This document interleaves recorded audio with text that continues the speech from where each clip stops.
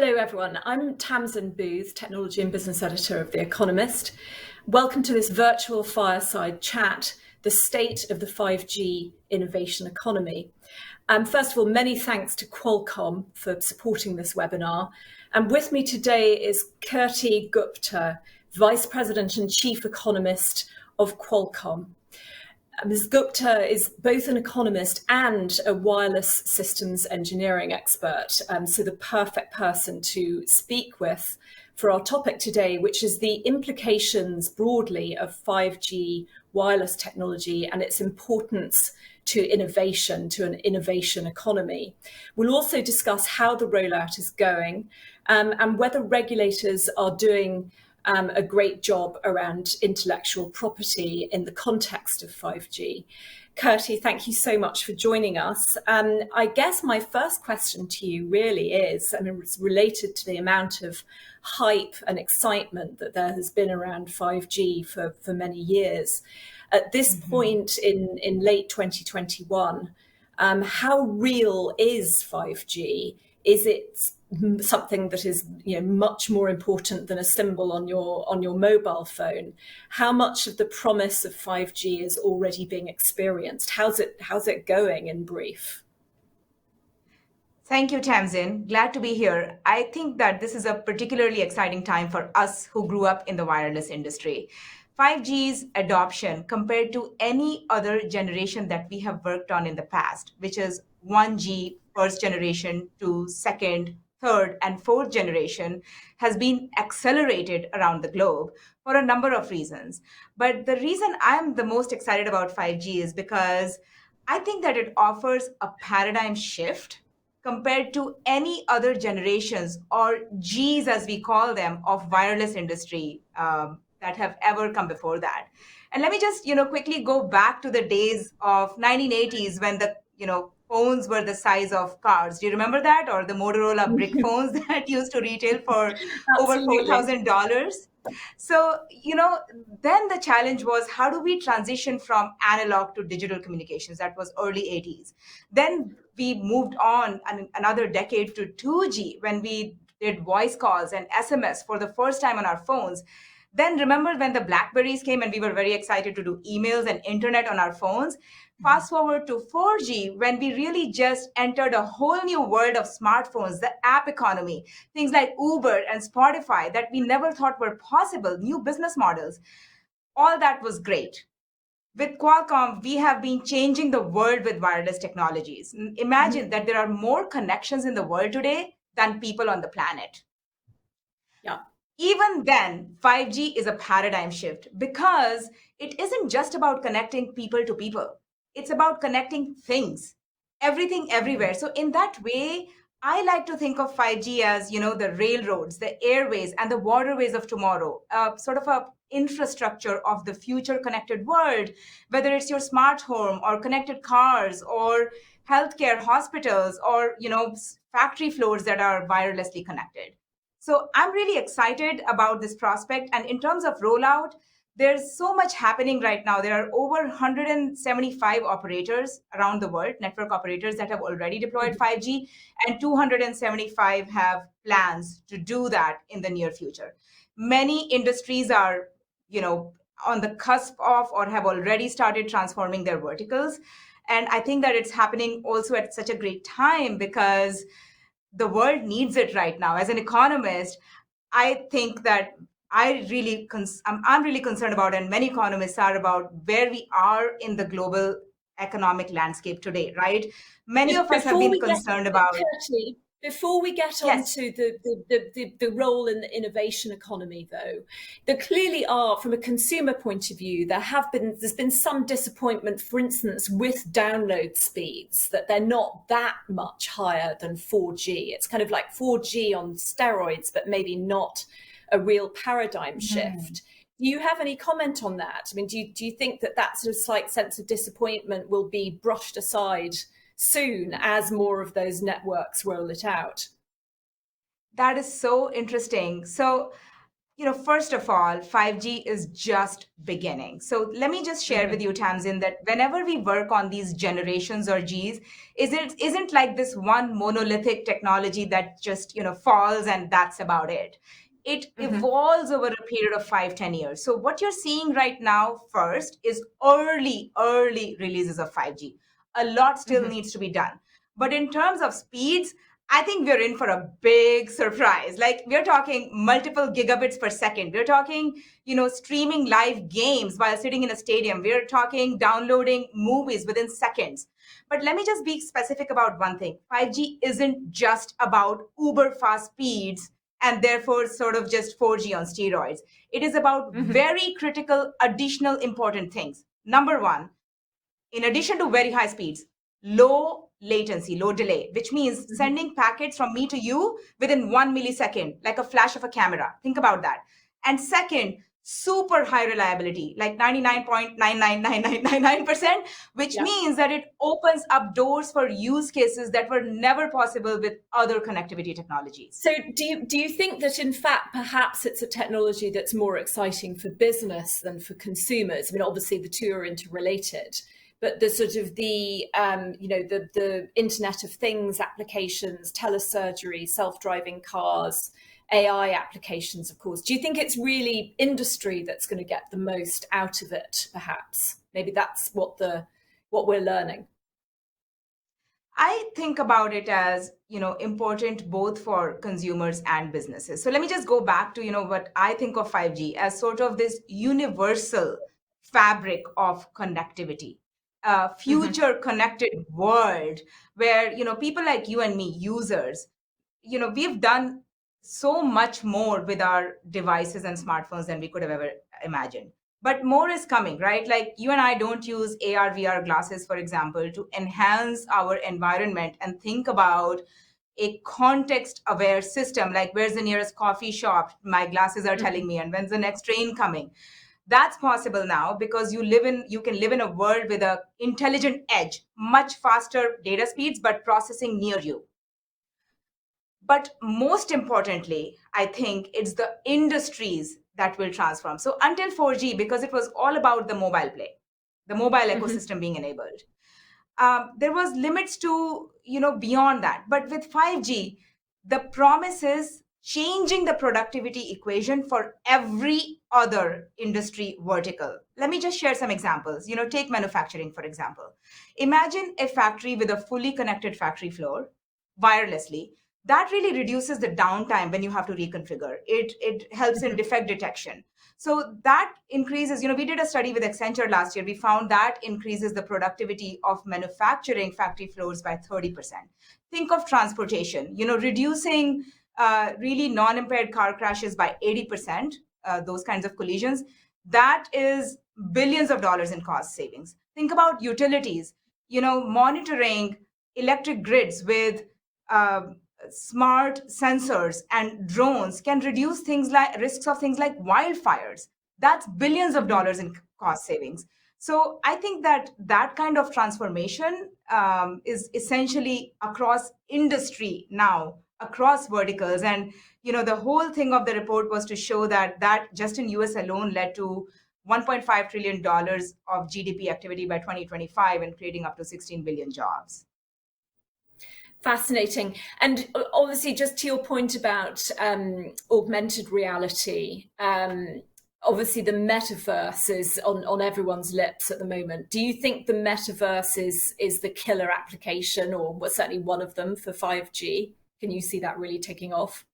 The truth is, it's so hard to know which exact app will be the killer app. I remember when we were working in the labs right across the building on 4G, we used to think video telephony will be the killer app. We would have never imagined of new business models like Uber, which are only possible because you have three things coming together, right? That wireless capabilities provide: fast data rates, real-time location, mobile payments. So I think that, AR, VR is one fantastic example because right now we are seeing the use of this technology also in things like education after the pandemic.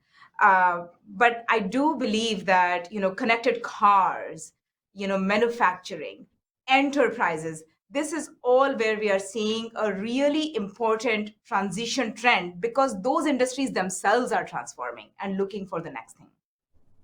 Absolutely, and this is where we come to the idea of the innovation economy, the sort of idea in economics that economic growth comes from technology shocks more than from labour or capital. In fact, so how do you see 5G powering the innovation economy in future? Are we going to see a kind of a step change in that phenomenon? I mean, we've already had an awful lot of innovation, clearly. Yes, but it's never enough, right? So, as you know, you're absolutely right. Robert Solow in the 1980s, it sounded then like a breakthrough. He got the Nobel Prize to really demonstrate to the world that it's like 80+% of economic growth comes not from labor, not from capital, but technological shocks or innovation.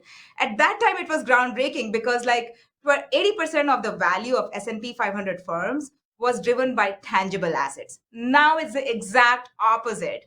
And it's because we as economists now know that it's this innovation that leads to the multiplier scale effect on any unit of input that you put into the system that has led to this modern economy called the growth economy. So I'm actually really positive that this is what we need to continue. I am very positive that because of this, 5G is coming at a really important time in the world, because we economists have been very concerned about where we are now. Now we are in what I would like to call a productivity trap, because we have demonstrated that productivity has been on the decline for a few decades now. If that continues, that basically means that economic growth reduces. When 5G, a technology like that comes in, like a general purpose technology, the benefit of that is that it's basically having a multiplier effect, enhancing the productivity of every industry vertical in the world. We talked about this: utilities, healthcare, transportation, education, etc. So I think that it's coming at a really important time, but I do want to emphasize a challenge. If we don't protect the most important policy pillars that lead to an innovation economy, we will not be living in one. So we shouldn't be, we can be excited about this, but we really shouldn't be complacent and taking this for granted. And I think there you're talking about intellectual property. Why is IP so important to Qualcomm? Yeah, and I would argue not just for Qualcomm, but really, I think for the innovation economy. Let me just share, with you about what we do at Qualcomm, and share a little bit about why I think it's important writ large for the innovation economy. So we at Qualcomm, think of us as the world's wireless research lab. We invest over 25% of our revenues in R&D, and that puts us in the upper echelons of, sort of R&D intensity firms in the United States. And what we do is we do, very early R&D and prototyping, like 10 plus years before you hear about or see products on the shelves of a technology. And then we take that to what we call international standards development organizations, which are institutions designed for a number of companies around the world to come together and collaboratively innovate and create the next generation technology like 5G. Think of these standards as blueprints of the building, like specs, But once, big if that technology is successful in the marketplace, in the world, then you can monetize that intellectual property, that early R&D investment, by licensing that IP very broadly and diffusing it to the world. And it's really just enabling the ecosystem, because now anybody in the market can enter and build upon their technology and create their own products. Now, if we don't have a way to monetize that intellectual property by licensing it broadly, we won't have a way to diffuse that technology. We also won't have any incentive to continue this virtuous cycle and participate in these standards and contribute these technologies. We would just innovate in a different way. And similarly, I think, intellectual property has been typically really important for startups, small inventors, Yeah. SMEs, because if you think about this, they don't have any other means to protect their ideas. That's kind of the key mechanism by which they protect their Yeah. ideas. Either attract venture capital funding, or use that as collateral. It's not like large big vertically integrated platforms who have all these other means of protecting their ideas, Yeah. right? Like, for example, just productizing your idea and protecting that only for yourself, like by vertical integration, or by conglomerate effects, or by just using adjacent markets to monetize your ideas. Mhm. Small companies, small inventors have none of those means. So I feel like the intellectual property system is the linchpin in driving an innovation economy, in an economy where Yeah. 1,000 flowers can bloom, in an economy where not only the large and the big platforms have the privilege to innovate. Absolutely. Now, Qualcomm has a fascinating history around this, which is also not just a history, but very current. So, of course, Apple famously suggested that you behave like a common patent troll, which I'm sure didn't go down very well. And then, of course, in March, the America's Federal Trade Commission dropped their case against Qualcomm, which would have been a huge victory for the firm, presumably. What do you think is the current atmosphere, the current sort of trend among US regulators on IP? Is the trend towards tightening up the rules or loosening them? What's going on right now? Yeah. So, by the way, Tamsin, in terms of those cases, just to set the record, we won the case against FTC in the Ninth Circuit, and we settled with Apple. But in terms of intellectual property, that was a great victory for the world. Now, Mhm. I think, in terms of where the world is going right now, policy wise, we are in a very interesting crossroads. Frankly, I think dangerous one, where we are seeing, look, big companies, big platforms, they've never been fans of intellectual property, because that's the way you enable a disruptive innovation Schumpeterian process, and it can threaten your status quo. So, what happened was not surprising, but for policymakers, it's really important to kind of stay above the fray and think about it this way, right? Across the world, people recognize, the global leaders recognize the importance of innovation policies in driving their economic growth. They have policies like that. Think of, Europe's digital single markets or China's 5-year plan. We are in the middle of a trend where, in the United States, especially, and to some extent in Europe, we have been eroding those intellectual property rights for some time now. They have What been under about now? attack. What about now and in the future? What's the current trend? Because obviously there's a lot of geopolitical change, there's lots of political change. What about right now? Mhm. I think that is continuing. Unfortunately, that Okay. is continuing. And at the same time, what we are seeing is, emerging markets like China are really recognizing and embracing the importance of intellectual property rights and strengthening their institutions. I just want to share, Tamsin, that if we continue down this path, US and EU will no longer be the leaders of these foundational technologies that have been recognized as important pillars for digital sovereignty across the globe: US, EU, China, Vietnam, India, you name it. It is this leadership in technology that we have today is ours to lose. And the linchpin in all this is strong intellectual property rights that power the innovation economy. And when you talk about a dangerous crossroads, I mean, clearly 5G has been achieved, has it not? So, are there particular ways in which a weakening of intellectual property have caused a problem for 5G? Or are you more thinking of future generations, six, seven, however far it goes? As I shared with you, 5G is not done yet. I think that we are just beginning. We are in the first few initial releases. There's enough to be Mhm. done with 5G. There's enough to be done with 6G.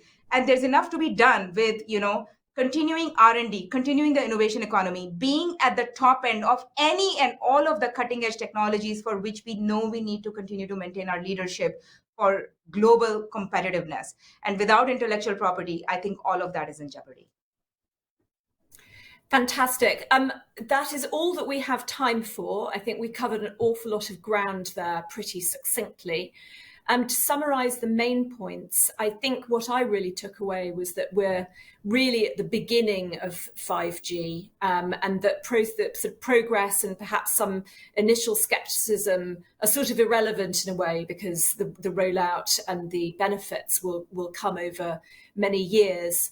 I think it's extraordinarily exciting what you said, Kirti, about the potential to lift productivity and drive that kind of innovation and growth. And then it's a very strong point that you made about being at a dangerous crossroads, and that you, in a very privileged position, can see real threats to the importance of intellectual property, and therefore the sort of the large platforms gaining too much advantage. I'd like to thank you very much for joining me. Thank you to our audience. And of course, thanks again to Qualcomm for sponsoring this webinar.